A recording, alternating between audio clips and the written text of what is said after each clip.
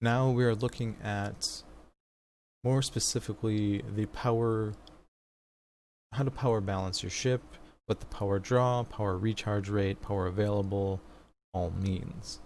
So this is probably one of the most difficult things to balance and balance correctly, and it honestly took a lot of trial and error where you kind of tweak it and go out, get a power overcharge, die, and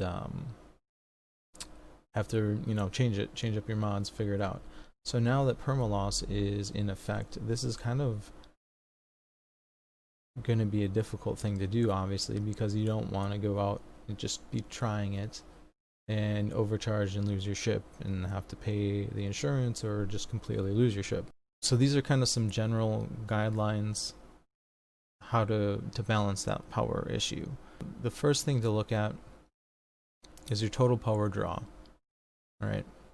This, I have a sovereign modded out this with 3 concentrated neutron beams.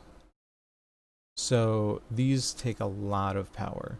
If you don't use these guns and you're using some other weapons, you won't need to have this big a draw. But it doesn't really matter the amount. You just have to be able to support it. So generally, your total power draw, you can see there. So right now, mine is just under 26,000. Right? And then you look over at your power recharge rate, and that's the other one. You want to have these balanced in a way. So your power recharge rate, you can see mine is 45,000. Right. So you want to have these. Generally, I go with a 1-to-2 ratio. So you have total power draw and then double your power recharge rate. I have under that on this ship, but it actually balances and it works out. But 1-to-2 is kind of the general guideline, where if I have 25,000 here, I want 50,000 power recharge rate about. And then power available, you need to be able to support all your mods. You don't have to have this at 100%, but you do need to be able to support all of your mods on your ship. So that's important. I was getting power overcharge because this was too low as well.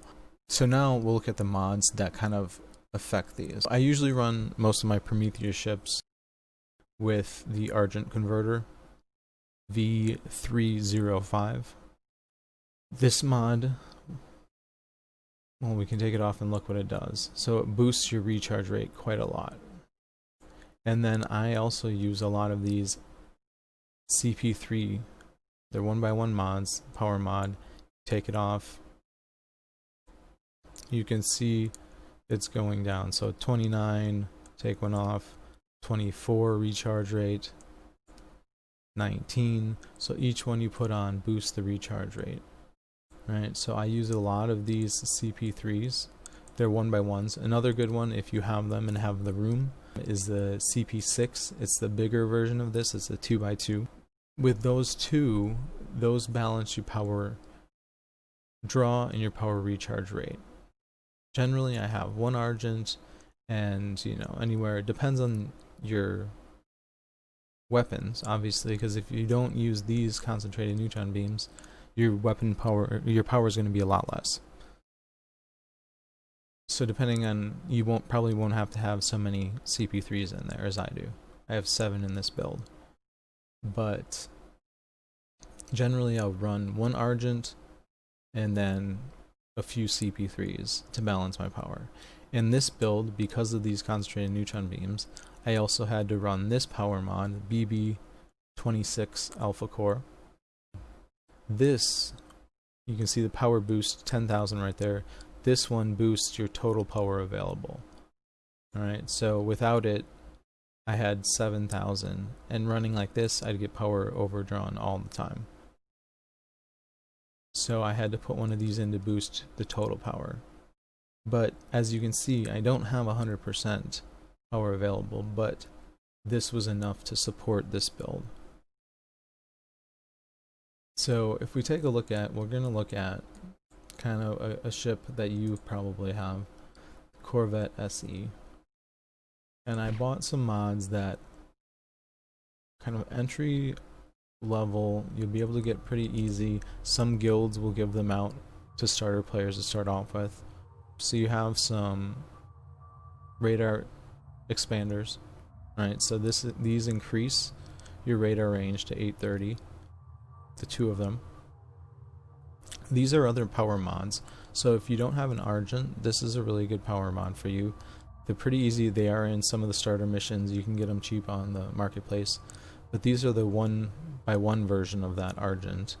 And these are going to be the ones you're probably more often going to use, because you won't have to have that huge power draw to power your weapons.